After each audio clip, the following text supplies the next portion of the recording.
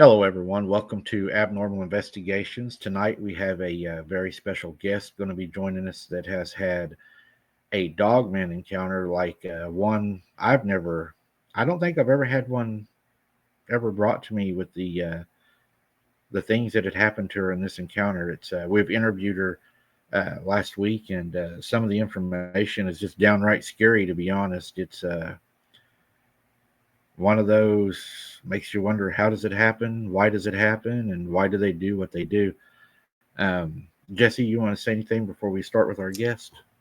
Yeah, definitely one of the most extreme encounters that I've ever heard so far. Definitely a lot different than some of the other ones that I've heard over the last few years. So very interesting encounter coming up. She has a lot to share. Oh, yeah. All right. Well, everybody, welcome Joe. And Joe, tell us a little bit about yourself before we jump into your encounters. Okay, I am a 66-year-old retired registered nurse. I did nursing for 40 years and absolutely loved it. It was definitely my calling. Growing up on the farm in southeast Kansas, not that far from the Oklahoma line, we had a pig farm, and we were always having some little animals of some type or something that I was always nursing back to health. So I just knew that's what I was supposed to do and did so. And the farm that I was raised on, I had two brothers. One was 11 years older and the other was 13. And they gave me a hard time about being a girl. And they would try to scare me and say, "You sound like a girl." And so when I was 10, I quit going as Joyce and started going as Joe. So I would sound a little bit more like I fit in with my brothers on the farm and not so girlish. And did my best not to ever try to show fear or being afraid for any reason, because they'd really give me a hard time. And so by the time I was 17, I think I had convinced myself that I didn't get scared about anything. And boy, this adventure taught me I was wrong on that account. This is probably the scariest thing I've ever even heard of somebody going through, is what I went through with this. Right. And number one, thank you for your service, Joe, for everything you've done. Oh, my pleasure. Takes a special person to do that. Mm-hmm. Mm-hmm. Well, like I said, I just felt like, this way God had me on this earth, was to take care of people that were suffering, because they're in a time of a crisis when you meet them. Right. Death of someone or their own passing. And it's so important not only to be doing the medical aspect, but the spiritual aspect of it and the human companion aspect of it, to be there for them. Right. And I just felt like, sometimes it's just a ministry from God, that you speak peace to them and help them know that somebody's there. So, and there for the family too. Yeah. So I would never have wanted to do anything else but that.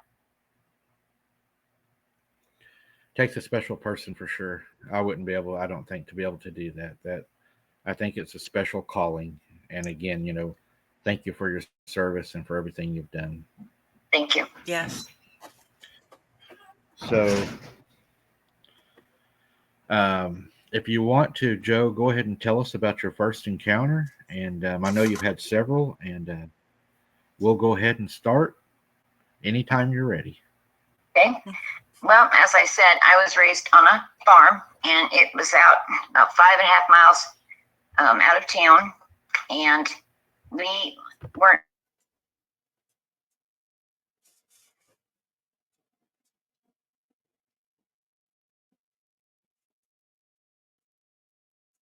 it was up on 6 feet of cinder blocks.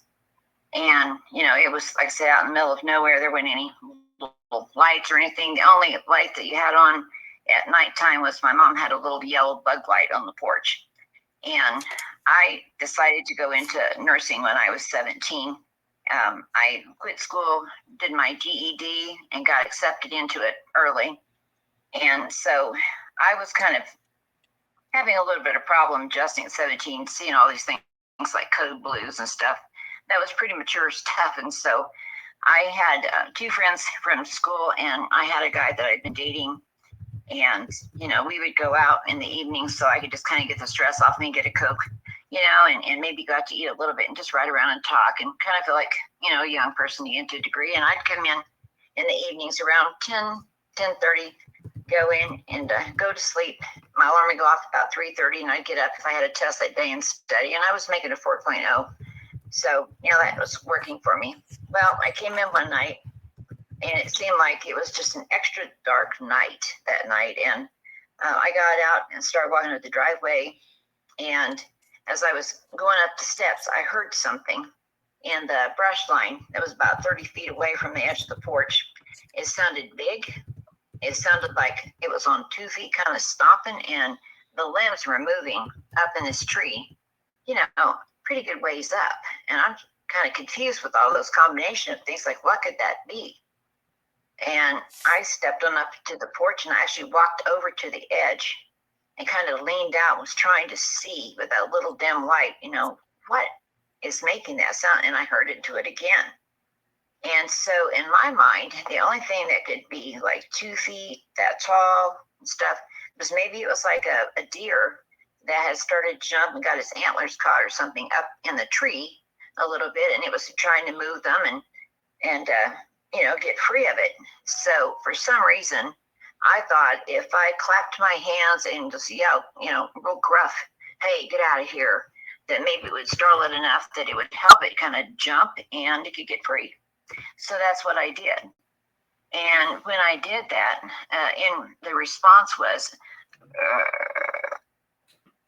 it was like this real deep guttural growl.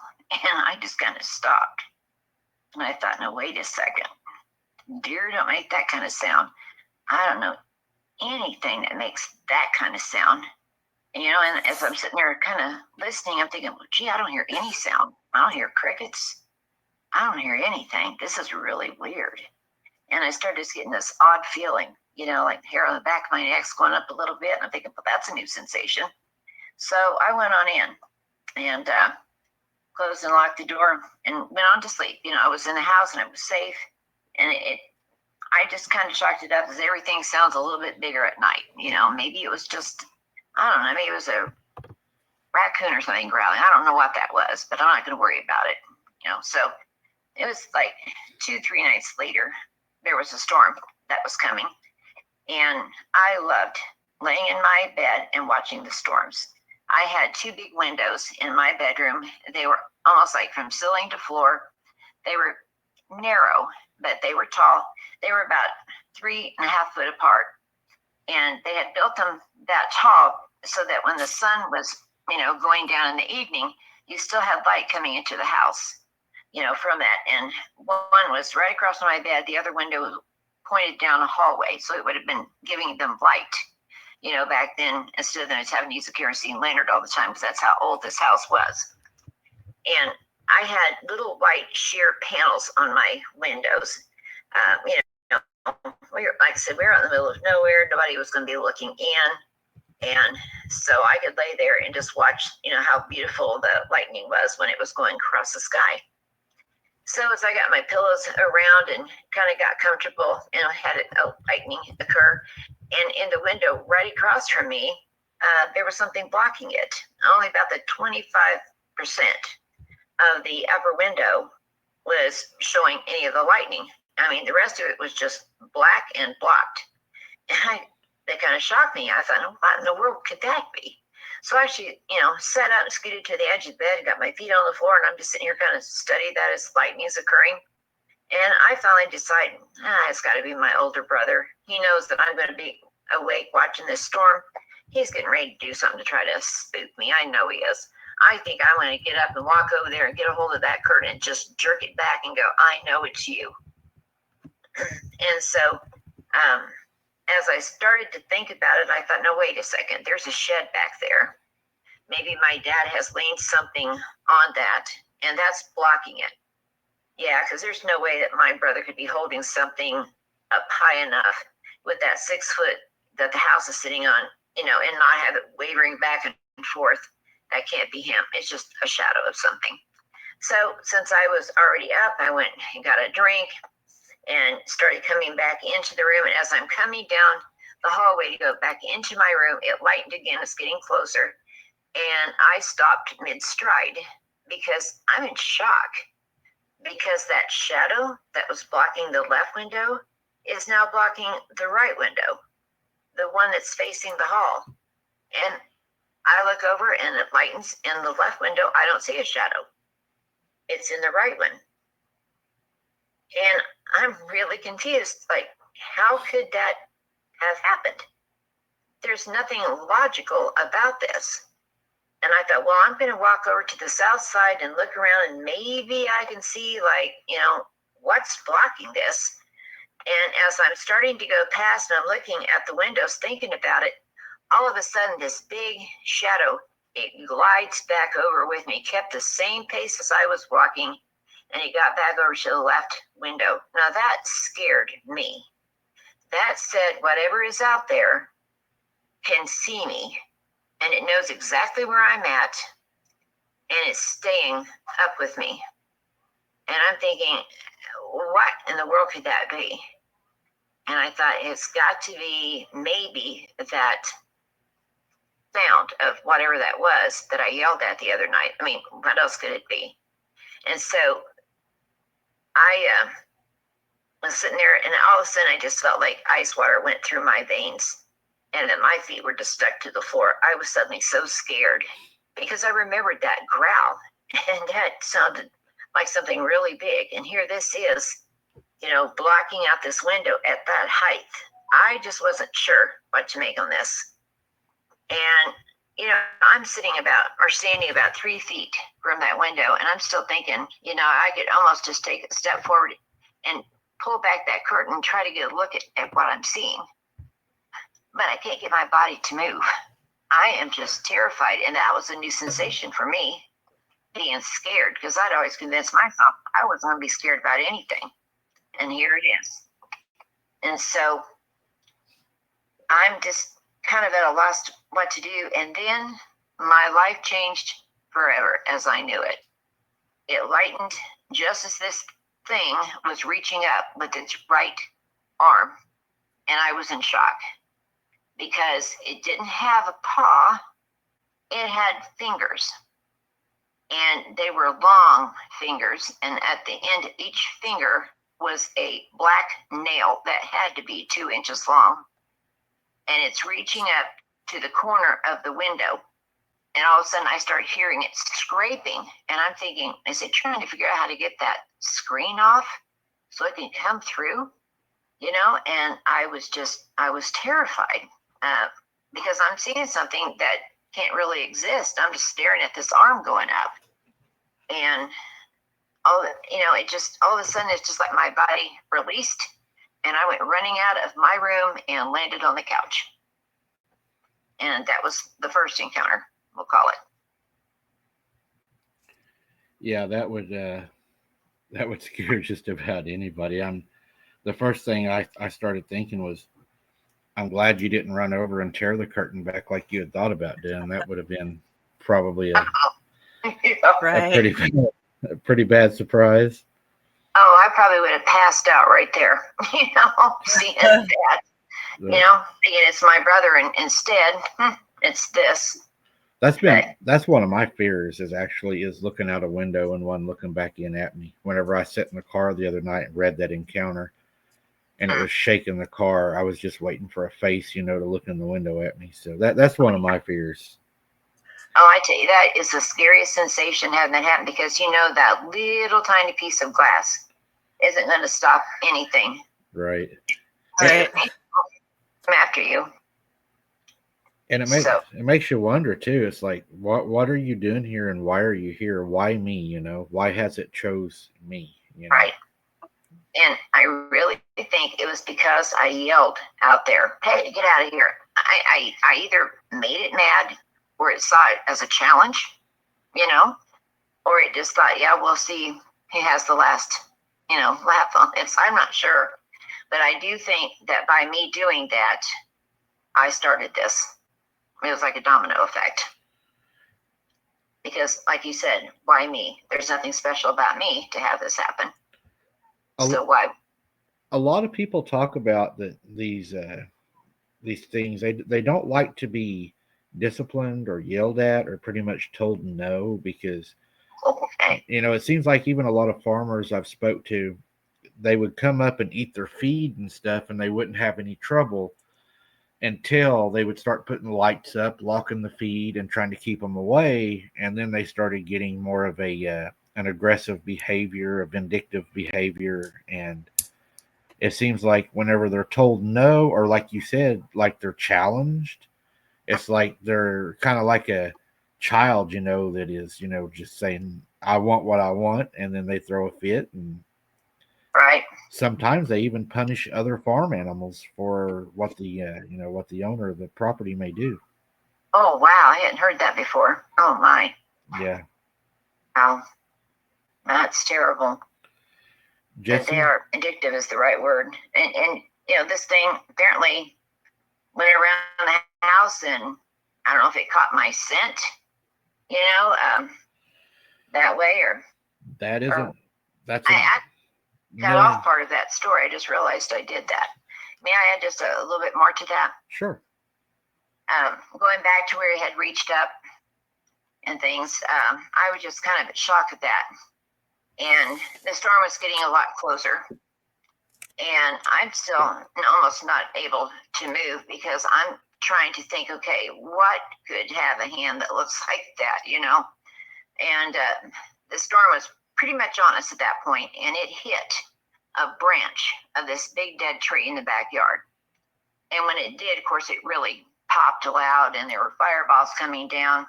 And right after it did that, there was like 3 or 4 flashes of lightning just in a row. And when that happens, it almost looks daylight out. It keeps it lit up pretty good. As that did that, this thing turned around to look up at this branch coming down, I guess, to see where it was going to land, if it was going to bother it. And that is when I got my first look. I can't believe I forgot to say this. At its head, and I was shocked because it looked like a wolf. And it had like a bushy type of hair around it, not like quite like a lion's mane, but it was kind of around it there. And it had this huge long muzzle that just seemed so big that it was almost comical, And it had these teeth. Its mouth was kind of opened, and it had teeth that were so white with the lightning. You just see the white on them, and they were long. And it looked like the canines were sticking out a little crooked. So even with the mouth closed, I think you would still see the canines of both sides.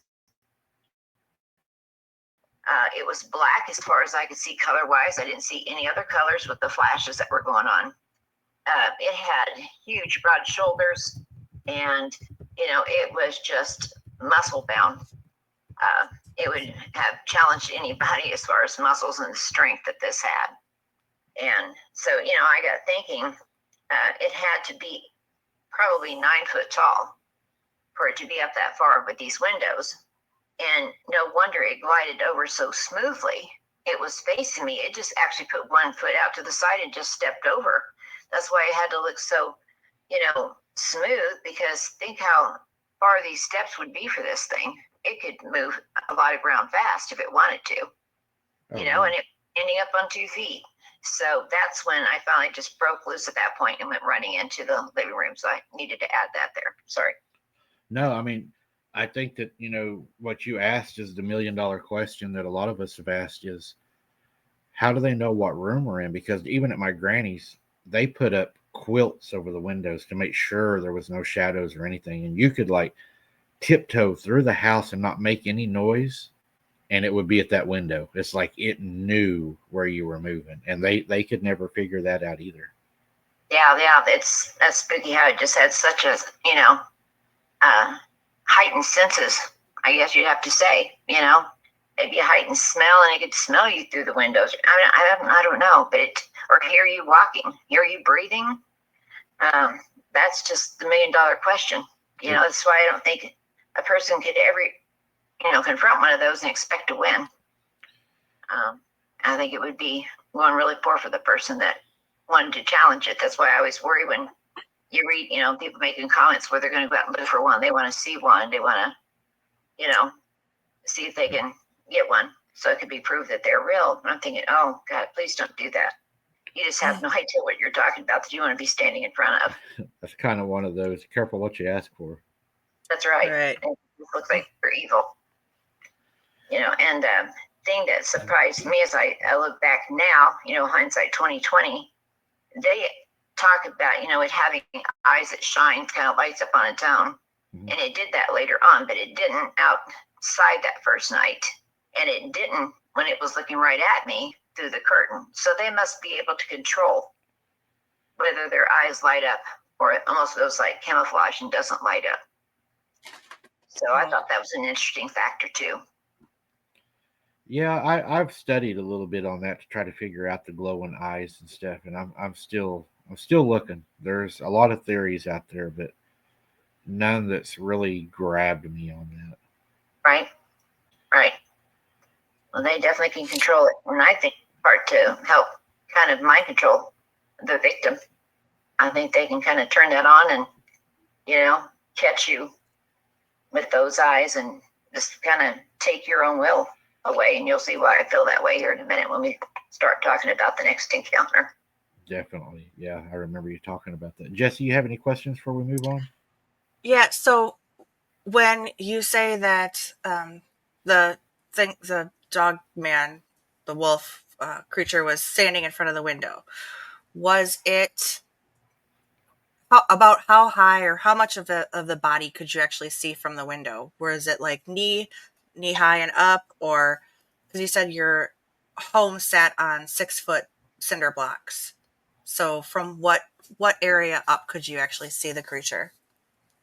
It was like, I would say probably about from the waist up is what I did see. I might have been able to see a little bit lower, but I was so stuck at looking at that face and the chest and the arms, that I just couldn't believe that's what I was seeing. But yeah, I just remember kind of that coming up. And then, we'd had the bottom of the window and stuff then too, but I never did get to see like the lower legs to see if they were bent backwards, like some people say they are. Stuff, I never got to see that. I also never noticed if it had a tail or not. I was so shocked by the top part of it that I just wasn't thinking clearly, I guess, enough to look for the other details, because my brain was having a hard time wrapping around the information I was seeing. Oh yeah, yeah. It's hard. It's hard to take in. I couldn't get over how wide you said it was. It covered the whole window. That is. Yeah, my God, that was shocking. And then later on when I did see the eyes, like I said, they were like 6 to 7 inches apart. That's a lot. That is a big head. I used to think that, and then when I would see them at my granny's, and even now on some of the eye shines I get, their heads are wide enough that they can look around a tree with one eye and then still have the other part of the eye hidden. So yeah, isn't that crazy? It is. Very huge. It's really intimidating. It is. You're right. You're right. Wow. All right. Well, if you want to take us to your second encounter, we're ready for it.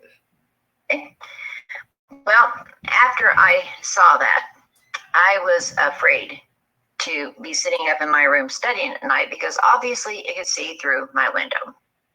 So I decided that I was going to go in and sit on the couch and study there because, the curtains were full and they were closed, and maybe it wouldn't even know where I was at in the house. And I did that for, I think, about 3 nights. And the problem was that the living room was right across this little hall I was talking about going into my parents' bedroom. And so my dad came in there and said, okay, I can't do this. I can't sleep with that light on. You're going to have to go back to your room to study. And I said, oh, please don't make me do that. And he goes, what's the problem? And again, I always wanted to appear tough and never be afraid. And I said, well, I'm just kind of burned out, I think, sitting in there and just kind of wanted a new area to study. And he said, well, what about the kitchen? And I said, well, okay, yeah, that might work. And so I took the lamp from the living room and put it in on the table and, sat down. Now, this kitchen was shaped like a rectangle. And you walked in one of the short sides, and down at the end was at the short side, like a shoebox, was the door to go outside. And on either side, what would be the long part of a shoebox, there was windows that lined it. And they were just a small, typical kitchen window size. And she had a thick white panel on the lower pane and then a little curly valance at the top. So there was a gap there on the top pane all the way around. But, you felt like you had privacy because, again, this house was sitting up 6 feet. And so what's going to see you through there? So they were open all the time. There wasn't any blinds or shades or anything on them. So I'm studying, I'm using this white curtain, kind of like an imaginary white piece of paper, and I'm writing out answers, the test that I'm taking. I'm doing very well. And it kind of began to put that, shelf that in the back as something odd happened. Maybe I was asleep, maybe I didn't see that type of thing, just trying to rationalize it. And all of a sudden, the hair goes up on the back of my neck. And now that's that sensation I had the other night for the first time. And I did not like that I was having it again. And so I just kind of sat up for a minute and I'm thinking, okay, I'm not in that room, I'm in the kitchen. But what I wasn't thinking about was outside, my bedroom wall hooked to the kitchen wall. So for him to go from the windows in my bedroom to the windows in the kitchen, it only had to move over about 7 to 8 feet. So even though it took me a long ways around in the house to get to that point, wasn't the same case for it. So as I'm sitting there kind of starting to get that realization, I suddenly know that I know somehow instinctively that I am being watched through the window behind me. And I froze to the point I couldn't even put my pencil down. I was so scared that could be up that tall and staring at me from behind. And then this deep guttural growl started, and oh my God, I have never heard anything that sounded that deep and that huge and that scary. I mean, you could just almost feel the hate for you in that growl. My God, I can't even emphasize to you how scary and deep that growl was. And it did it a second time, and it was getting louder. And I just thought, how can that be, getting any deeper and louder with that? My God, this is unbelievable. And the only way I know how fast it did it is because it kept growling, but it went, and it was at the window in front of me now. It had moved so fast, it didn't seem like that could be possible. And so as I'm sitting there looking down, and I can feel it, and the growling is getting louder, so I know it's right there. I had this thought come to my mind, and I don't know how it got there. Maybe a guardian angel, I'm not sure. But it said, if you look it in the eyes, it will come into you. And I grabbed that bit of information, and I thought, well, I'm definitely not looking up. And then all of a sudden, it is like my head went on autopilot. I couldn't believe it. My chin started going up. And I'm going, oh, no, you don't. And I'm trying to stop it, and nope, it's moving right on up. And I'm thinking, God, is this thing going to come through this window and kill me? Is this thing not real? It's something demonic. It's going to possess me. I mean, what's going to happen when I'm looking this thing in the eyes? And, I'm terrified. I'm shaking so hard. And as my eyes get to the top of that curtain that's covering the bottom part, I see the movement of the head, and my God, it's taken up that window pane. It is taking up that whole window.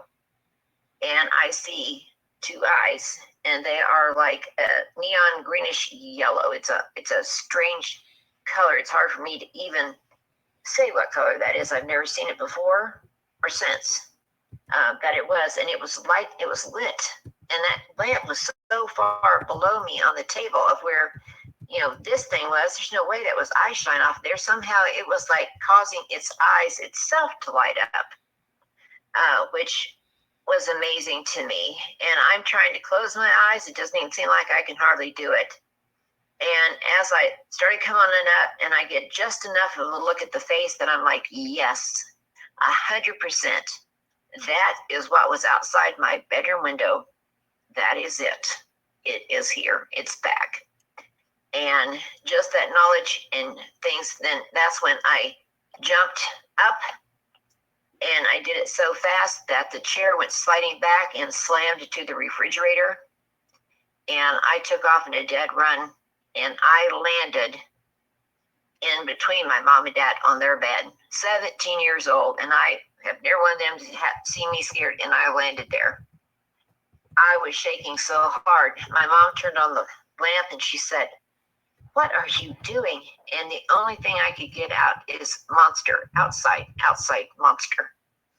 And she kind of laughs and she goes, "Do you want me to go out and get that big bad monster?" And I grabbed her arm and I'm crying. I'm shaking. No, don't go outside. Don't go outside. And she goes, "Okay, okay." And my dad set up, turned on the light, and he goes, "Joe, Joe." And I looked over and he goes, "What are you doing?" And I just almost couldn't talk. And he said, "Is she having a seizure?" And she said, "No, but she's shaking this entire bed. She's shaking so hard. Something's really got her scared." And he says, "You're not scared, are you? Expecting me to go, no, nothing scares me." But this time I just shook my head yes and was crying. And he was really amazed that I answered him that way. So he took his hand and put it on my shoulder, kind of patted me. He goes, "Now it's okay. You've just been under a lot of stress. It's the end of the year. You're studying for the finals. You just fell asleep and you had a nightmare about something, but it's not real. It didn't happen. There is no monster outside. Do you understand me?" And I shook my head yes. I so wanted to believe my dad. I so wanted to believe him that it was just nerves. That's why I was seeing this thing. And so I just said, okay. But I went back to the couch and covered up my head, and I shook until, daylight, because down inside I knew, no, that thing's real. That was not a dream at all. So the next morning when I got up, I went around to the house to my window and looked up, and there were deep claw marks into the top of my window, and there was the black paint,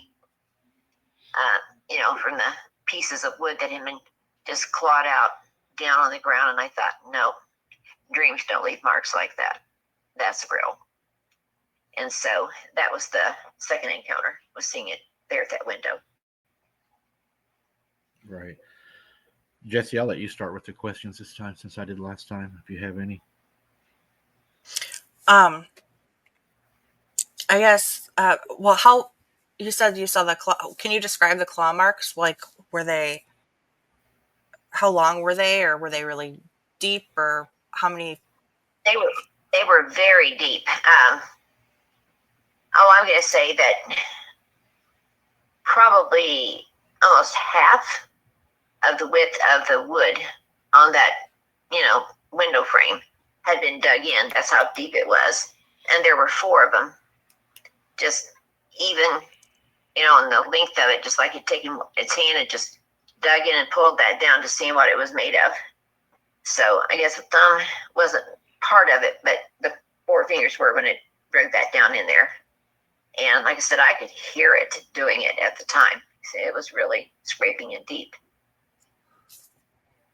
And how far away was the window from where you were during the experience, during the time?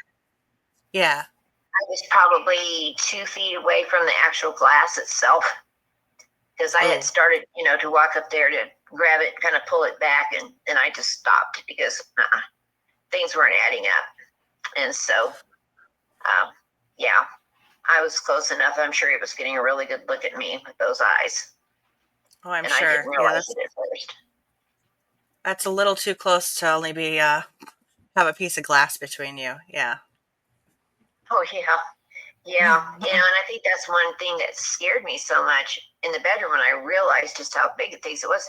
That glass wasn't even going to stop that for a fraction of a second. Right. The wood in the frame, that thing looked like you could just tear the wall off and step in if it wanted to. So yeah. It was unbelievable. So it sounds like it was just purposely trying to antagonize or scare you, considering, I mean, if it could have just stepped right through the glass. Oh, I do. and it's I think that, scraping on the wood. I Yeah, yelled at it that night. I think it was just saying, oh, yeah, looks like you're the one that's scared now. I really yeah, do think that it was enjoying making me terrified and running after, in its eyes, I had stood up to it. Well, now I was running every time it confronted me.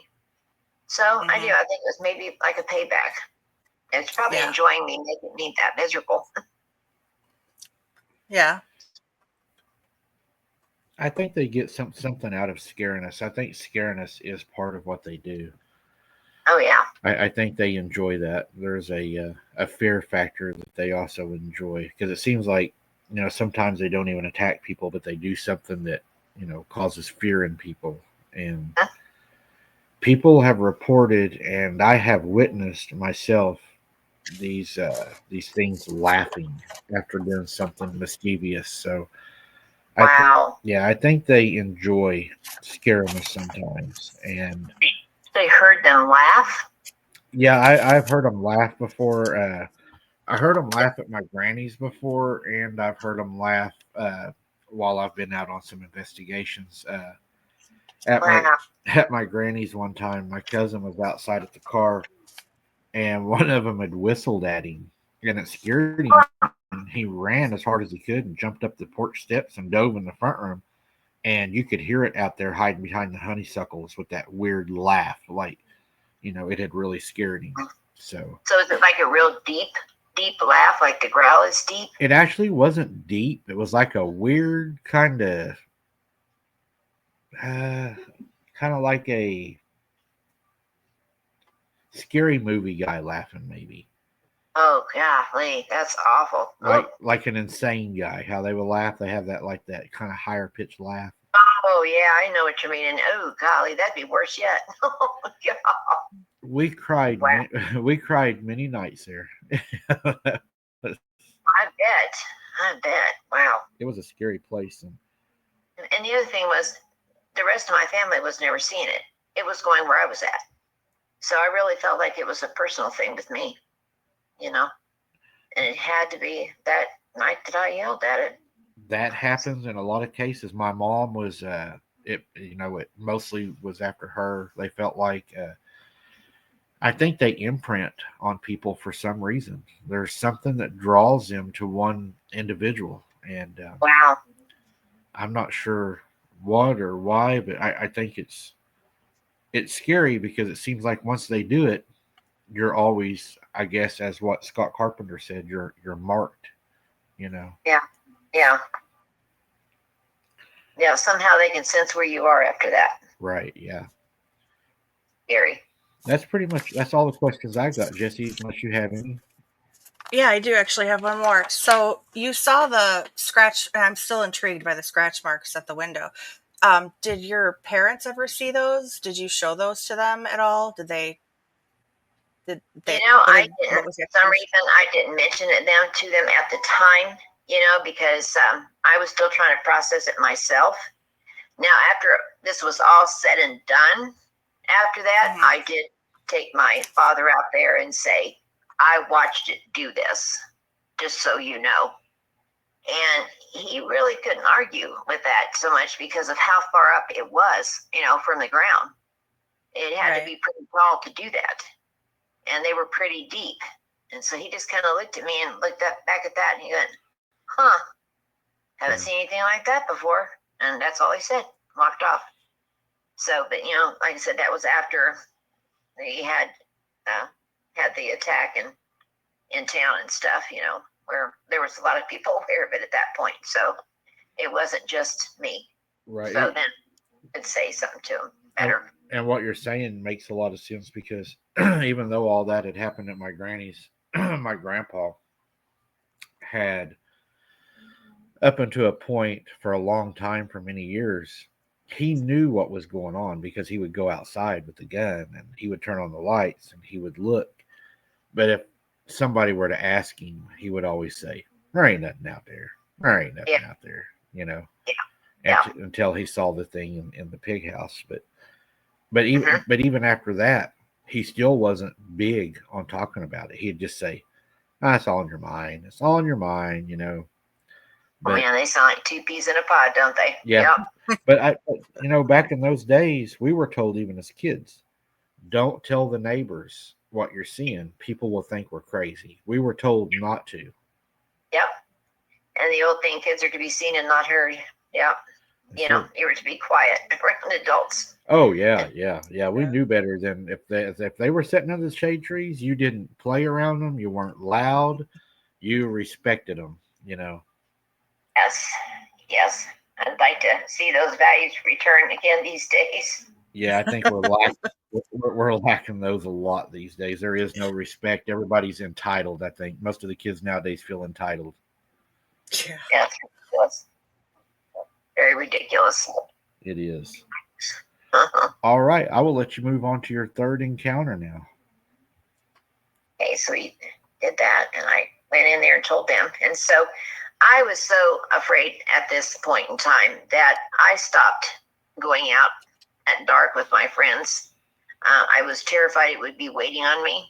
And so I just told them I was getting close enough to the courses at the end of the year that I was just going to be nothing but studying at this point.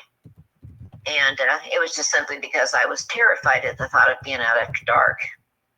And so he hadn't wanted me to study on the couch because of the light, and I didn't feel safe in the kitchen either. So I sat down on the floor in front of the couch and took a blanket and put it over my head and over the lamp and had it underneath the blanket with me trying to study because I had put in a whole year and I was just down to the last few tests and I just didn't want to vomit, because this was going on. And so I'm sitting there trying to study this when he got up to go to the bathroom. He said, "This is ridiculous. You are going to have to stop doing this. There is nothing going on." And I said, "Just humor me. It's almost done." And he just kind of shook his head. He said, "Whatever, I don't understand why you're acting afraid like this." And I just let that word go. I understood why, but I got thinking about it. And so I called this guy that I had been dating and asked him if I could see him. There were some things I needed to talk to him about. He said, "Yeah, we can get together on the weekend." And I said, "Okay, that'd be great." So I got thinking, maybe I could try the kitchen one more time. I know he's thinking I'm crazy sitting on the floor like this and stuff. So I went back into the kitchen, pretty nervous about it. And nothing happened. Went back the next night, studied great, nothing happened. And I'm thinking, well, maybe this is over. This is great. And so third night, I went in, started studying, and oh no, the hair went up on the back of my neck. And by now I knew that it was going to make a showing. And so I was sitting there waiting for the growl to occur at the window behind me.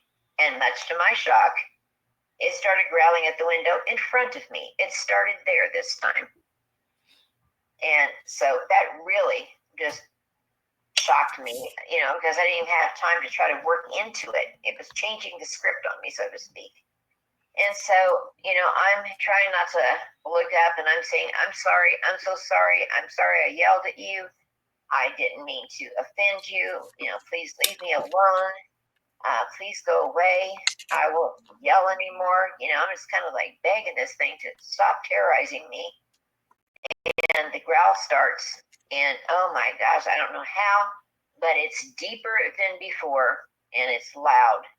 And I feel my head going up again. And I'm just like, why do I not have control over my own body when that thing is here? And so my head starts going up and I'm trying real hard to look down, just anywhere but get a look right into the eyes of this thing. And as my head's going up right to the edge, I feel myself just kind of like react. And I'm getting a real good look at this face now. It's starting to almost come to where it's supposed to be eye to eye. And I jumped up and took off running again. Got on the couch and thought, nope, that's it. I have to be out of here. Can't do this. So I called him very next morning and said, "You need to come get me. I'm staying at your house. I'm going to study there. If that's okay." He said, "I was getting ready to say that to you. Come over there." He said, "I'll stay up with you. You'll be safe. And you know my dog King, nothing's going to get to you in that yard. He had a huge pit bull, and he loved his daddy. And I had been dating him close to 6 months, and I still had to have King's approval every time when I came over. And so he had him out, in the backyard on his chain. And so I said, okay, well, I'll tell you the reason why when I see you. And he said, okay. And so we got in there and we were eating some pizza. And I said, look, I think I'm being stalked by a werewolf. And he looked at me so stunned, and then he starts to giggle. And I said, why do you find that funny? He goes, aren't you just kind of joking with me? And I started to cry. And he was in shock because he'd never seen me cry. And I said, no, I'm not trying to joke with you. I'm telling you, nobody's believing me that I'm being stalked by a werewolf. And he said, well, then you're definitely coming to my house tonight. So we went back over to my house real quick before it got dark, got my clothes, my books, went over there. And I had all my books out on his living room floor. I'm studying those. He's sitting there, with the TV on down low, messing with a little game in his hand. And it's about 3 o'clock in the morning. And he said, I'm getting kind of thirsty. Are you? And I said, yeah, I can have some orange juice or something if you got it. I think I do. I'll go look. Now, the room I was studying in his living room was a big, huge, long room. And at one end was the kitchen and then the living room. So he didn't even have to turn on lights to go into the kitchen area. It was lit up well enough. And so I'm sitting there studying, and I realize he's bent over, and he's just staying bent over, looking in the refrigerator, and I kind of giggled. I thought he's taken a long time to decide what he wants to drink. And then all of a sudden I hear him go, come here now. And it almost didn't sound like him. And I thought, what is going on? So I get up and I go walking in there, and I get to him, and I bend down to see, what's he staring at in the fridge? And then I realized all of the liquid in the fridge is shaking back and forth in the containers. And then I realized it's because he's got his hand on the door and he's shaking that hard.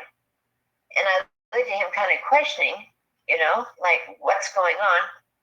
And then I hear his dog, and it's whimpering like a little puppy. And I said, that can't be King. Is that King? And he said, it can't be. King would never sound like that. He said, I don't know. Maybe there's another dog in the yard. Maybe he's got it bent. I don't know. He said, I just have a weird feeling. And there went the hair on the back of my neck. And I thought, you've got to be kidding me. I am 5 miles away from that farmhouse. I am in town. I'm in a house that's on the other side of the town from where that farmhouse is. How could that thing be finding me here? How could it trail me like that? And about that time, there went the growl at his kitchen window, and he just stiffened up. And he looked at me and he said, oh my God. And I said, it's here. It's here. It followed me. And then I yelled, oh my God, it must be hunting me. And I guess it was the way I said, oh my God, it must be hunting me, that he reached down and grabbed me by my wrist. He slammed the refrigerator door shut, and he started to run out of there, and he's dragging me with him. He was 6'2" and weighed 230, and I was 5'5" and weighed 110. So wherever he was dragging me, I was going whether I wanted to or not. Well, the route he took put us right in front of the kitchen window, perfect, as we were going to make a circle around to run out of there. And when he got to that point, he looked dead straight into the eyes of this thing, and he stopped on a dime. I ran into him, and it was like he couldn't move. I didn't realize what had happened at first, and so I kind of leaned around to look at him, and I was like, what? Because his brown eyes were now a green, kind of a glowy green. And then I looked over at the Dogman, and his eyes were the same yellowish green glow that his were. And I'm thinking, my God, he's like drilling into his eyes. His eyes are that color, and I'm shocked. And now I'm getting a very good look at this thing. It's got all black fur, and it's got ears that are sticking straight up on top of the head that are probably 4.5, 5 inches long. Little tuft of hair at the top of it. And this muzzle, oh my God, this thing is huge. The nose on the end of that, the nostrils, gigantic. And it's got its mouth open to a degree as it's doing this growl, and it's just glaring. It's got its eyebrows, or whatever it would be, brows, furrows, whatever they call it, they're kind of down like somebody is frowning. It had kind of that curve there, and it was snarling back like a dog would when it's growling, kind of showing its teeth, and it's wrinkled up around the nose. It was doing that, and it was dripping drool. And I saw that, and for some reason that scared me so much, because I was thinking about what we're going to taste like, or I mean, what's going through its head. And then all of a sudden, out comes this black tongue, and it licked up the drool and just took it right back in one smooth movement. And just seeing that, for some reason, I've had nightmares over that black tongue picking that drool up and putting it in so, carefully and so quickly. It's woke me up a lot of times. Something about that move. I don't understand why. But I saw that, and I was just like, oh my God, I got to get away from this. So I started trying to jerk my wrist away from his hand grip, and he was not letting go. And as I did that jerk, this thing looks down and sees that he's got me by the wrist. And oh my gosh, it kicked it up a notch. And I had the sudden thought in my mind, I'm going to kill you. And just as I had that thought, I heard him whimper. So he heard it at the same time. And somehow it spoken into our minds. I don't know how it could have done it, but it did. I promise you, it did. And that's when he took off running. Took me through the living room, through the sitting room, to his bedroom, and into the bathroom. That was the one room in that house that did not have windows. And I guess that's probably why he picked it. Now, ironically, it was almost like my house. The back of that house was the kitchen and the bathroom. So this thing only had to move over about 7 or 8 feet, and it was going to be right straight across from the bathroom. But yeah, it had taken us going through all those rooms to get to that bathroom. And he had me so tight that I almost couldn't breathe. And I'm trying to tell him to let go a little bit,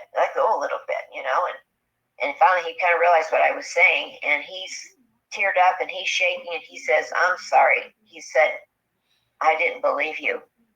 I thought you were just overstressed and things. And he said, I really didn't think there was anything of it. And, you're going to study all night and see that everything was okay. He said, but this thing's real. And I said, yes, it's real. And, we're sitting there, and he goes, what do we do now? I said, I have no idea. And about that time, the growl starts, and it's right across from us. And he just looked at me so shocked, and I said, it knows where I am all the time. I don't know how it does it. We were standing in front of the bathroom sink.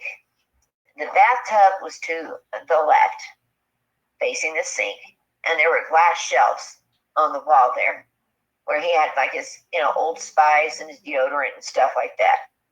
Well, as the thing started growling, the things on that shelf are kind of like vibrating from it, and they're going forward on the shelf.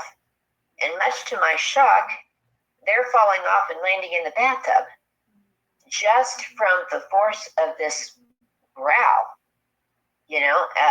It was vibrating off, and his Old Spice fell and it broke. It was, like an old glass bottle back then. And it was so thick in there, it was hard to even breathe. And to this day, if I would smell Old Spice, my hands would get sweaty and I would start shaking. That just made me a PTSD thing with Old Spice. It's crazy. But, he couldn't believe it was doing that. And neither could I. And then it hit him. Oh my God, my dog's out there with this thing. And he goes, oh God, King's out there. King's out there. If he'd have thought for a second this thing was real, he'd brought the dog in. But he didn't. And so he said, what am I going to do? My buddy's out there, and he's going, oh, King, King. And I think his dog heard him and thought, Dad's in trouble. I've got to try to protect him. Because we heard King bark, real ferocious bark, and then it sounded like he was coming. And then we heard a wah, from this thing like he got bit. And the fight was on. And he went from growling in just, oh man, under a minute to screaming in pure pain or pure terror. I'm not sure which it was. But you knew this dog was really getting hurt. And he's crying and saying, oh my God, it's going to kill my best friend. It's killing my buddy. And, he's starting to pray, and he's so worried about this dog. And I'm thinking, my God, what have I done? If I'd have kept my mouth shut, I wouldn't be over here, and his best friend would not be being killed right now. I don't even know how to pray. I don't know whether to pray that it's over fast. I don't know if possible this dog could take it out. I don't know what to pray. And he's screaming, and all of a sudden he just goes, Jesus, in Jesus' name, leave us alone. And it just gets so quiet. Just, there was not a sound. And I looked at him, and he looked at me, and we both knew that King was dead. It just went too quiet, too quick. And we're just looking at each other like, now what? And we got the answer real quick. This thing went from like a deep growl and things to almost a roar. And when it did this, I could feel it in my chest. It was like it was affecting my heartbeat. And I saw him reach up and grab his chest, and I thought, wow, it's doing it to his chest too. Craziest thing I've ever felt. And it started tearing into the wall. And we knew it's coming after us. It's going to tear the back of this house off, and it's coming. Should we run? Where do we run? Can't run outside. It's going to kill us. We get to a window as mad as it is now since the dog attack. It's going to come through any window we're at. We are stuck. And so we started saying another prayer because, I think I'm getting ready to die. That I'm going to meet the same fate as King did. What we don't know is the neighbor heard the dog screaming like that, and he honestly thought that he was doing something to me. So he called the police department and said, you better get over here. I think my neighbor is killing his girlfriend. It sounds terrible. And so we hear sirens coming from two different directions, and I'm hoping that they're going to kind of scare this thing a little bit. So we're in shock when they pull up and stop at his house. And it's dead quiet. And the tearing into the back of the house is over. I don't hear it anywhere. And all of a sudden we hear a bang, bang, bang, bang. Open up. Want to make sure everybody's okay in here. Got a call that there's a lady being hurt. Need to see her. So he starts going, and I grabbed him. I said, no, don't, that thing's going to get them any second. And he goes, well, they're going to tear the door down if I don't. And so we started that way, and they're banging. He goes, I'm coming. So he opens the door, and he says, get in here quick, please, get in. He started almost reaching and get this guy's arm to pull him in quick, and he said, hey, don't touch me. And they came in, and he shut the door. So we started trying to tell them at the same time what's going on. And one of them goes, you guys party a little bit too hard tonight? And he said, party? Look at her books. She's taking her finals to be a nurse. No, we're not partying. I'm telling you, it's truth. It attacked my dog, and I think it was tearing into the house. It was going to kill us. And they're kind of looking at each other. And then there's a knock on the door, and it was one of the officers that had come up through the alley. And he said, guys, you better come see this. So we went with them because they're the ones that had the weapons. And we get back to the back, and he's walking in front of me, and I just see him fall to his knees, just like he was dropped by something. And I look to see where he's looking, and there's King, or what's left of King. It had ripped off the right front leg. The back leg was ripped off. There was a hole in the torso. and King's head had been ripped off and it had been thrown. It was several feet back in the yard. The White House was just sprayed with blood back there. And, you know, I can't even imagine how he was feeling seeing his dog in pieces like that.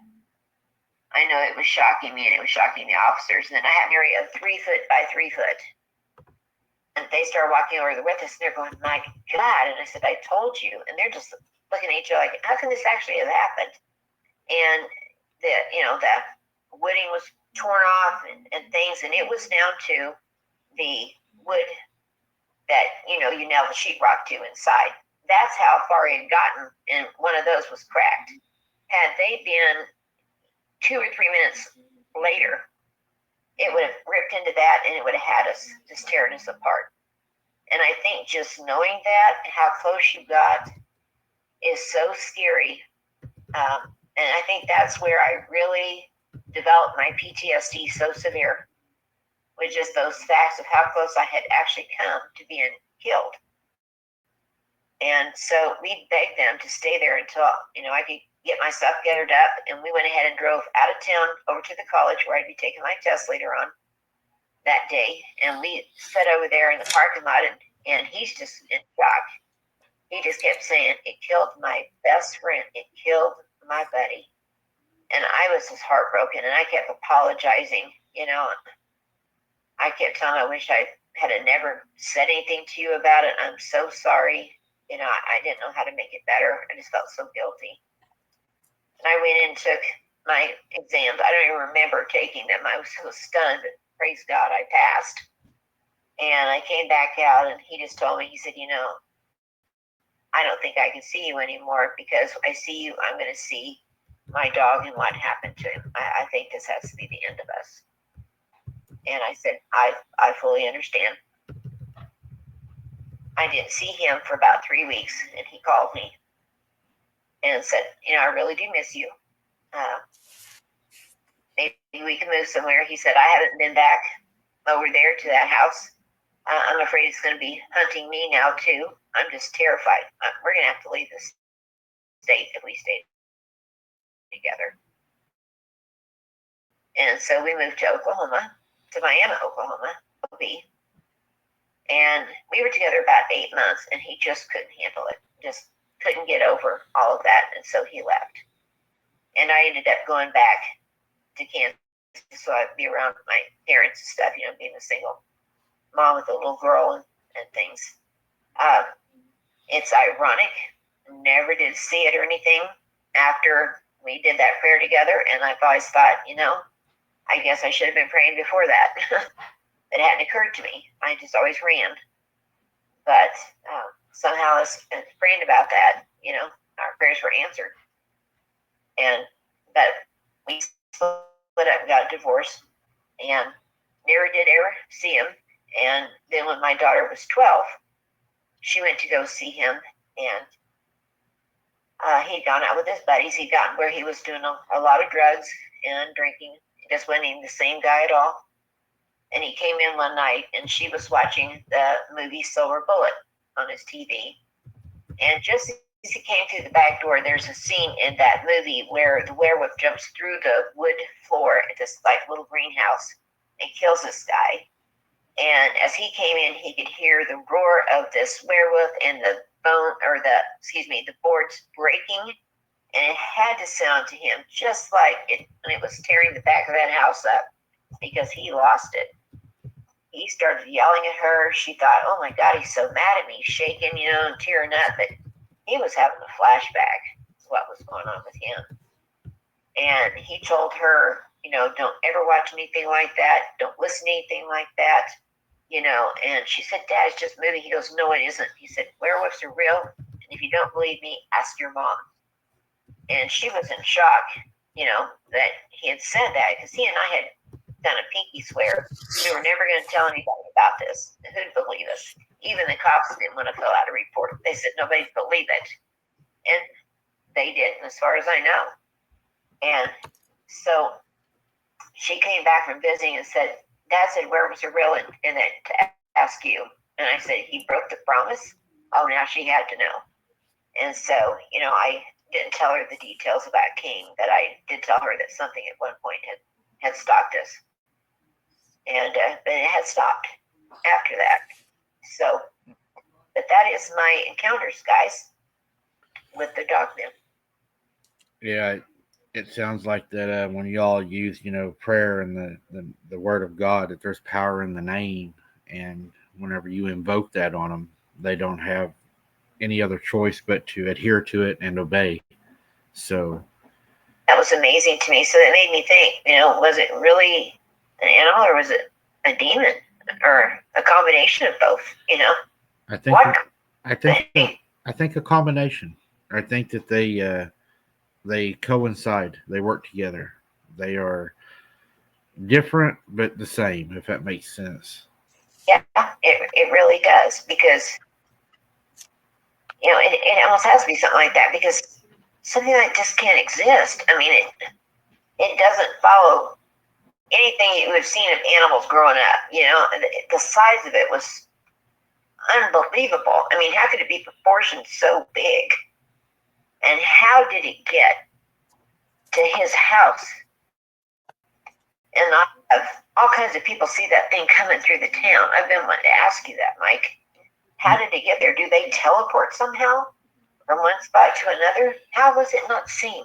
I personally believe that they have what they call adaptive camouflage, and if they're not using adaptive camouflage, they can drop down to all fours, and a lot of people will misidentify them as a dog, or Okay. people said that they've seen them with herds of cows, and they thought they were a cow when they were feeding the cows until one stood up on its hind legs and took off running because they got too close. So I think that their intelligence is very high. They come from the ones that were here in the beginning. They, I believe, they coincide with them. They have a connection with them, and they still have the knowledge that the first. I believe that the first of the Nephilims had, and then down to the Eliod, and I believe that wisdom is passed on to them because they're still family. You still have the lineage. Right. So I think it's all still shared amongst them. And I think that's why, they say approximately a quarter of the people, 25% of the people that have a cryptid encounter will have a supernatural encounter. And I think, that's because you have that link, that connection. Right. Right. But Well, there had the hair stand up on my back of my neck after that, so it was almost like that was built for that. And my daughter moved in with me a little over a year ago. I was having some medical problems, and the little town that we were living in, she said, "Man, my window was open, and I think I heard something howling, a ways off." And I said, "What?" She goes, "Yeah." And it was a little town, about 300 people, and so I said, "Well, close the window, pull the curtains, and just keep that window closed." And I was thinking, boy, I hope it's nothing like that. Maybe it's a coyote. It's dark. And about a week later, she comes in where I was at. And she said, "Something's tapping on my window." And I really got scared because I've heard, people telling you tapped right. on the window, and so that I told her, okay, this may be what this is. It really terrified her. And so she started sleeping in the living room on the couch in my recliner because we were just terrified. That I told her, that I'm not having that one sign. And so it was probably another 3 weeks. And I was sitting there and she called me and said, "I'm getting ready to pull in the drive, but I think I saw something. So can you have the door open so I can run in?" And I said, "You bet." And as she was getting out of the car and making a run, the hair went up on the back of my neck and I about passed out from fear. And so she got in there and I slammed that door shut. And we don't live in that town now. We moved. But it just made me think, good grief, could that one still be alive after all this time? Could it still go, "Oh, there you are," because I'm probably, when I was living there, like 45 miles away from where it had, done that to me at the farm. I don't know how long of a range that they have where they go around and do things, but it really did scare me. Oh yeah, for sure. Keep the prayers up and don't give it place. Don't acknowledge it would be my advice. Don't That's good. yeah, don't give it any place and just keep your prayers up. And No, one thing I was going to tell you guys that I thought was interesting, uh, when my boyfriend, it had an eye locked there in the kitchen. He had brown eyes and he didn't even wear glasses. And within a year, he had to get really thick glasses to see. The eye specialist sent him to said, "Looks like you've been welding without a helmet on." He goes, "I don't weld."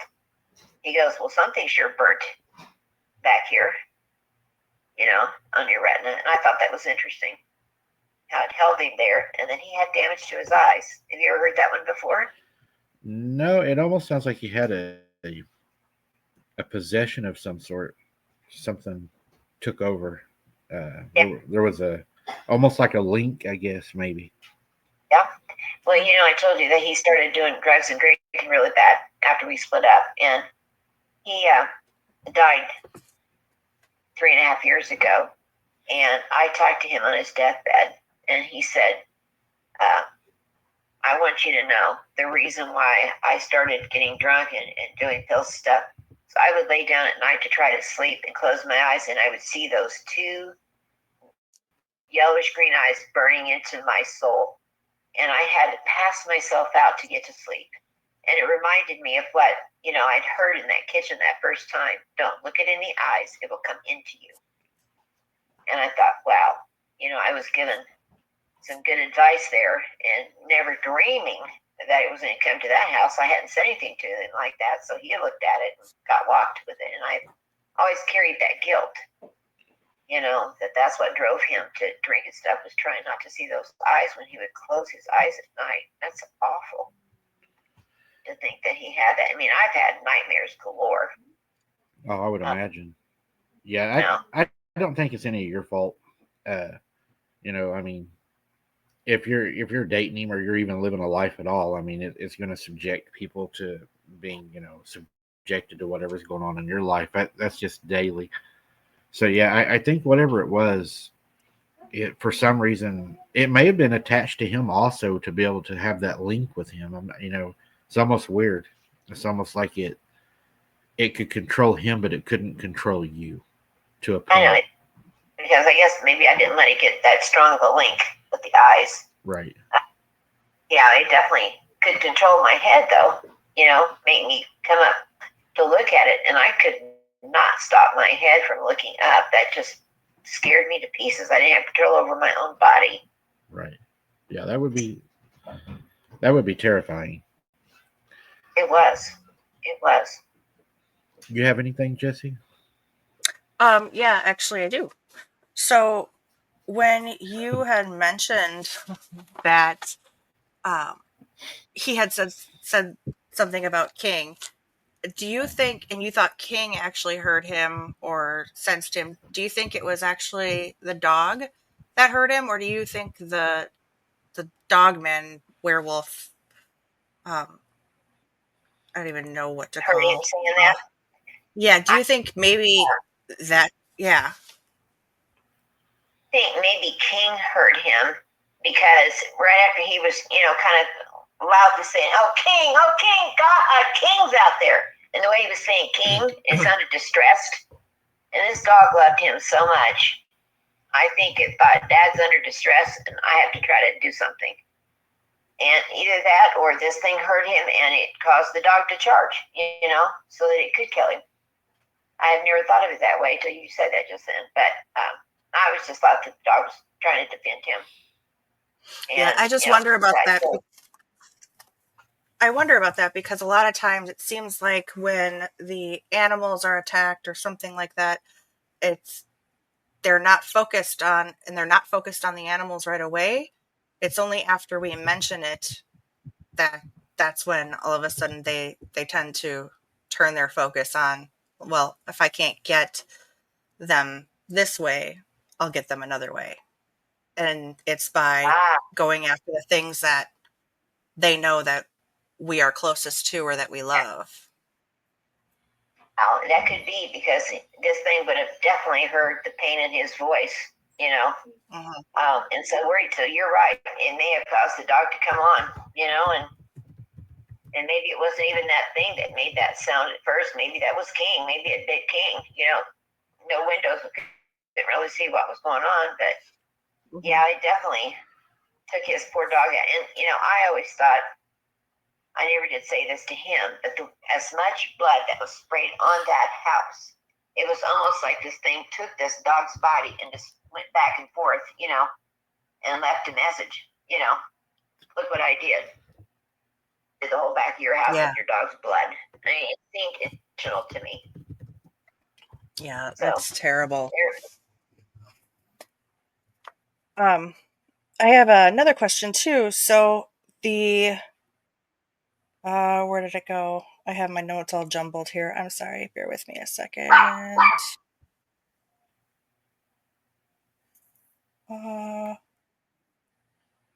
So you said you didn't have any other feelings or the hair standing up on the back of your neck until later on with your daughter.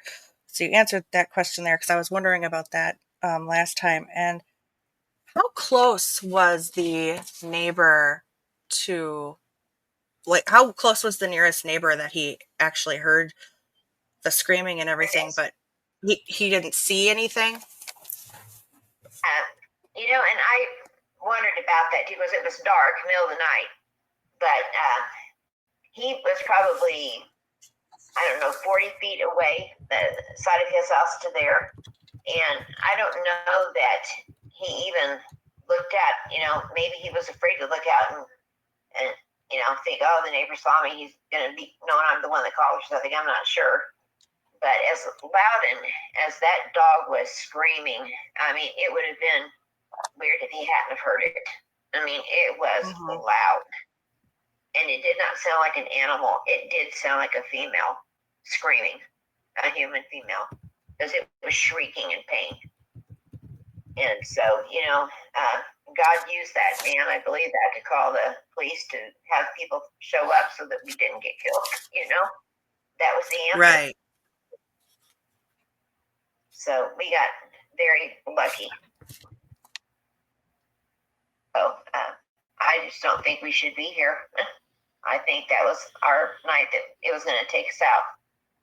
I don't know if it got so mad because he had a hold of me and I couldn't let go, and it was thinking, hey, that's my human to torture. You find your own, But I wonder about that too sometimes because with the situations where like when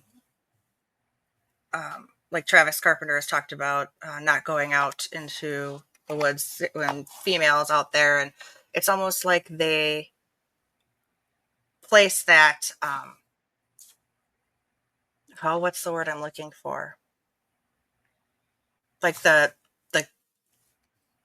I don't know, help me out here. What am I looking for? Like possession. Like they actually want that the possession of the women, and they're showing that that's their property. Dominant? Or so yes. So maybe like I said earlier, talking about marking them, maybe I had a mark on me after that, and it's mine that it's to torture. And it was doing a sort of good job of it. It's keeping me terrified all the time. I almost lost my mind. I don't know if did you mention already about what had happened prior to that with your boyfriend when you had gone out? No, what was that, honey? When you guys were you hiking or something? I think you mentioned you were hiking at or something a few. Yes. I hadn't even thought. Thank you. Yeah, for bringing that back to memory. Before any of this really started, he and I, every once in a while, go out walking, in the little woods back there, and it was enjoyable, and feeling the breeze and things, and we come up on an area that you could see the house from, and there were some trees there, and there was some tall grass, but there was an area that had been laid down in there, and it was a big area. And I said, golly, it looks like something's been sleeping here. And he goes, yeah, but you guys have pigs and you don't have cows. And that's huge. And I said, yeah, that is. I can imagine what that would be, and I can't imagine us not seeing something because the house isn't that far away. So yeah, but it's laying down on it. And I said, that kind of scares me. He goes, oh, I'll give it up a thing to make it, not want to come around here again. And so he peed in that area. He said, I'll mark it with my scent. And then it come back here. Thank you for reminding me of that. And, so I thought that was kind of crude thing to do. But, I think he did it just to try to get the shock value on me, so to speak. And then it was after that, maybe 2.5 weeks, that when I was coming in that night, I heard something there.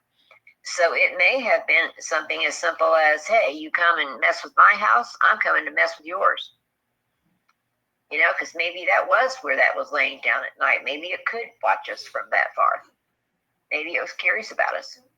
But, that place that it was at wouldn't have been that far from where that creek was running all the time to have a good water source, and animals coming in there. So that might have been a great place for it to lay in wait for an animal to come through. Kind of like he disrespected it in its own home. Right. And so it was coming closer to see what was going on with us. And then, who knows, maybe when it got over to his house in town, it realized because of how smart they are that, the scent of that urine matches this guy. I'm going to kill you. Maybe that was it. It had nothing to do with the fact he had me grabbed by the wrist. He recognized who he was and was coming for him. Maybe that was it. But it sure showed a new level of anger and just potential to kill that night. I'd never seen it ramped up to that point. And so we were at his house. Wow. Sounds like it was definitely irritated. Oh, yeah, it was. It was meaning business. And that's why, we felt like we probably need to move away because I thought he's going to come back and finish us both. And I don't understand why it didn't, to be honest. I think the prayer is what saved you. Wonderful. And, maybe you just thought, okay, that's done. Go find somebody else to go bother with because they're pulling out the big gun now. Maybe that was it. Maybe you're right on that. Yeah. But, that would be my guess is whenever you invoke the word of God that it had no other choice but to leave. Yeah. I wish I sooner and knew it. And it's a shame, isn't it, that even though that happened and it stopped it, he still didn't seek out counsel with a prayer with somebody, a pastor or something, for them to get whatever attachment had made to him off of him. So he didn't see that, when he went to close his eyes and stuff. Right. So it felt like it was still torturing him. So all that time. So that's so sad to me. Wasted a life. That is sad. It is. It is. My daughter lost her father right over there. It was really, really hard thing. Yeah, that sucks. That's the best word I know. It's just, and a lot of people, they find relief in sometimes a bottle or a pill, and that's their only escape, and they don't see any other alternative or any other way out, and that's just their. I just think that attacking us on top of it, killing his dog, was just too much for him. It's almost like he broke. Yeah, he broke. He sure did. Sad. I watched him break. That'd be and I carried guilt over that my whole life. He was fun-loving and kind and a little outdoorsy and just a goof, always laughing and stuff, and that guy did not exist anymore. Well, tell your daughter also that my condolences to her for losing her father like that. That's never easy. I will. You'll appreciate that. it hit her pretty hard too. I would imagine. After she found out that's why he had been doing it, I think she was kind of upset with me for a while too. Like, why didn't you get him help? And so I said, I didn't realize it. We didn't talk much after, we got first. And he never came around that area. He always stayed in different states. I think he was afraid to come back to that area. He never moved back. Right. Yeah, he was trying to escape it any way he could. Sure was. Well, and it's hard to find help. I mean, back then, even now, if you go to see a therapist or a counselor, when it comes to something like this, chances are they're going to make you feel like you're crazy and it didn't happen. So, where do you go? What do you do to seek help? It's many times people end up seeking comfort in substances that, even the churches sometimes, many times, will treat you like you're losing it or dismiss it. And the sad thing is a bottle of alcohol and a bottle of pills, they don't judge you. Yeah, you're right. That was somebody was giving him something that was giving him some relief. It's sad that that's how it worked out. But he did tell me when I was talking to him there on his deathbed, he said, the worst thing we ever did was make that pinky swear that we couldn't tell anybody. And he said, we're going to make another one, and you're going to pinky swear that you do tell somebody. I don't want you holding it inside and having it kill you like it's killing me. And he said, how are you dealing with it? And I said, I don't deal with it well. I have nightmares almost every night. And he said, that's terrible. He said, start talking to people. There's got to be somebody out there that knows what this thing is that can help you with it. And that's when I started trying to do some kind of research and look up things. And then I was blessed and found you and, some other people that could.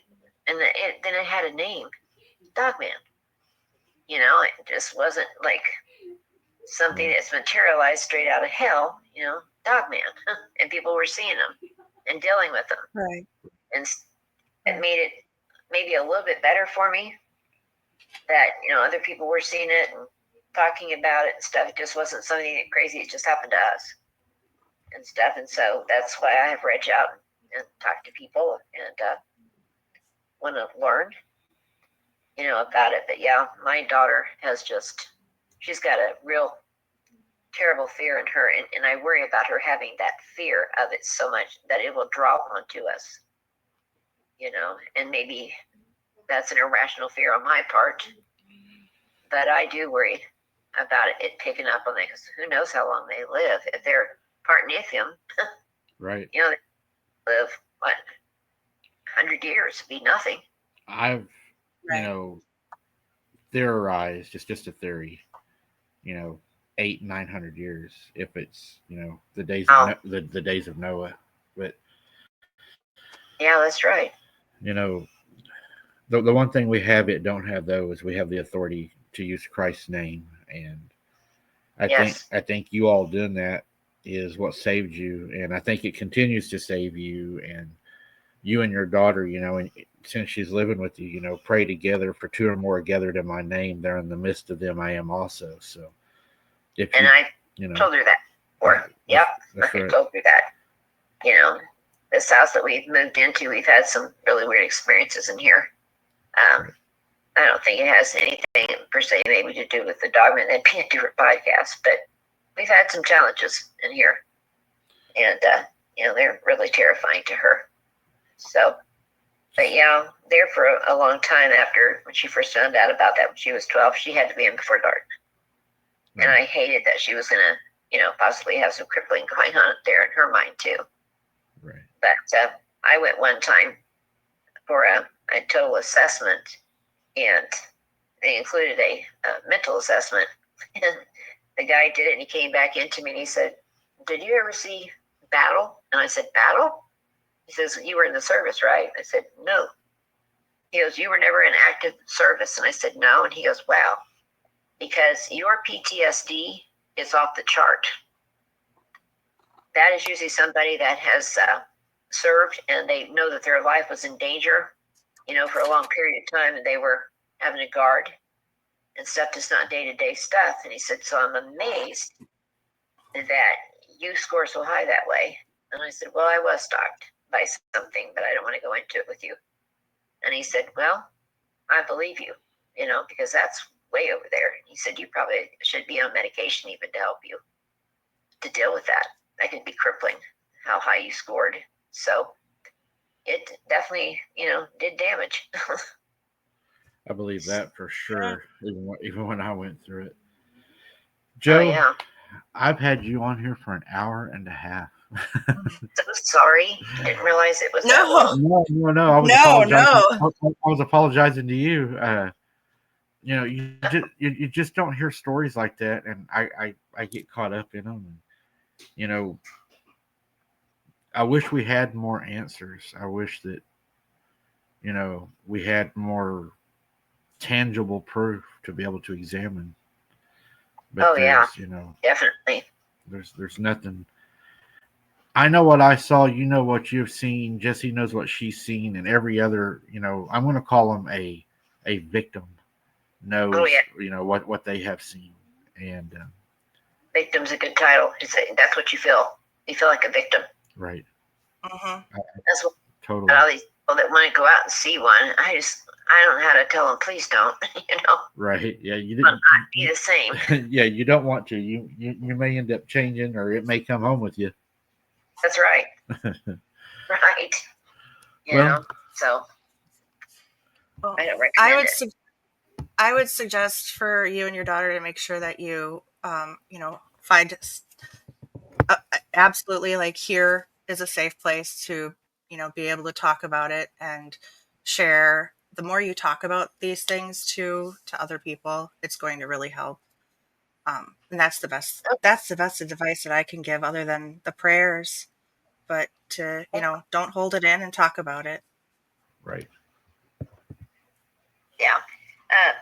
The nightmares was why I had gone to that person anyway to be evaluated, because I don't know if you've had nightmares from it, but one recurring theme that I seem to always have with this thing is that it gets me and it holds me down and takes those long claws on its hand, and it just opens my abdomen up and reaches in and just starts eating my intestines with me there, awake, screaming, and it's enjoying my misery as it's eating me alive. And that is such a real nightmare. I bet I've had it 200 times. And it is so real that when I wake up, I'm in a sweat and I'm hanging onto my belly, Right. I Yeah. just pull it back from it. And so it's a that real level of nightmares, that'll mess your mind up pretty good. it's a real fear. I mean, when you see those things, I mean, they are evil and they are a predator, and it's a very scary feeling.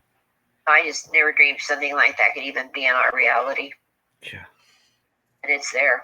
It was real, and it was there. It's amazing the things that we accidentally run into sometimes. Oh, yeah. Oh, my God. Hope I never do again. Yeah, me too. We will pray that you don't. And Joe, Yes. I'm going to go ahead, Jesse. No, I was just saying, yes. Gary. Amen. Yeah. Well, Joe, I'm going to let you run, and I appreciate you very much for coming on and telling us your story. It takes a very strong person to do that, and man, it was sure an honor to be able to have you on and to hear your story. It really was. And again, please, give my condolences to your daughter for her loss also. And again, thank you for your service also and what you've went through. Thank you, guys, and thank you for your service. You're doing a big service right here with what you do. You've made me feel a little bit stronger tonight, and I want to thank you for that. It means a lot to me. And it means a lot to me that you care about my daughter. Yeah. So thank you both. God bless you. Oh, you're very welcome. And just again, remember, yeah. Yeah, you're not alone. You're never alone in this, Joe. You or your daughter. Thank you. Thank you so much. That means a lot. You're very welcome. And you have a blessed night. You too. All right. Bye. Good night. Good night. Guys, I'd like to say, it's very humbling for her to say that. But first and foremost, before we say anything else about the end of this, I would like to say that I didn't do nothing. All glory to God. It is not me. So thank Jesus for what he done. He's the one that saved her that night. It was the power of his name that saved her. I'm just a listener. I'm just listening. And I feel sorry for her. And I'm going to pray for her tonight. But everything that was done, I give glory to Christ. So just to make that clear that I haven't, it's not me. Uh, but yeah, she's a very strong person. Takes a lot of courage to talk about it, a lot of courage to come on in front of people and to talk about it. And everybody, give her a red heart in chat. She deserves it. Very, very strong. Yes. And Jesse, I'm going to let you lead us out of this one. Um, Okay. Well, I'd like to say thank you again, as always, everybody, for being here tonight and sharing this and the support that you showed tonight. We wouldn't be here if you weren't here to support us and to support everybody else that does come forward and share their stories. It's really important for us as a community to be supportive of one another and um, keep each other strong when it comes to things like this and our experiences, and not attacking others for their experiences. We all know what we've had and what we've gone through, and we need to build this community up. So I'd like to say thank you to everybody for being here tonight and sharing. God bless, stay healthy, and we'll see you next time. I'd like to again thank her for coming on and sharing her encounter, and I hope that it helps a lot of people. I know that it's hard to be able to do that. First and foremost, when I started this channel, my main goal was for this to be a safe place for people to be able to come and talk, not to be, judged or scrutinized for what they say or what they believe. I mean, we all have our different opinions and different theories, and everybody's is just as important as anybody else's. I think the main thing we have to focus on first is listening to people. I think we need to do a lot more listening and a lot more talking, or a lot less talking. Um, Mm-hmm. People are struggling with a lot of this. I struggled with it for a long time until I come to terms, with what it was, and doing the research and everything. I think has given me peace because I understand now that I do have authority over it. But a lot of people are still struggling with it, and it's sad. And again, condolences to her daughter for losing her dad. I mean, that's a huge thing. It's sad. I've lost my dad. I know that feeling. But yeah, I'd like to keep this a safe place. Um, this community, I believe, is coming together. I've seen change in this community within the last probably 2 weeks, 3 weeks. Working with the great people that we work with, Chris Cyrus, another great show out there, Blake Dusher, DA Ex Machina, uh, working, Amanda, the Bigfoot lady, she's going to be coming on. Um, we Travis Carpenter, absolutely. Scott Carpenter's page, support it also. Um, we have so many new ones coming on. So many people are pulling together. I have received numerous apologies on Messenger and email now that people are seeing the light and are coming back over. And I'm not just saying that. Go look at my numbers. I mean, look at my page. Look at my followers. On my Facebook. We're growing, and it ain't nothing I'm doing, guys. It's all glory to God. Again, I can't do anything, unless He allows it. We're all under His control, even if the evil ones don't like it or not. We are still under His control. We don't do something that He doesn't allow.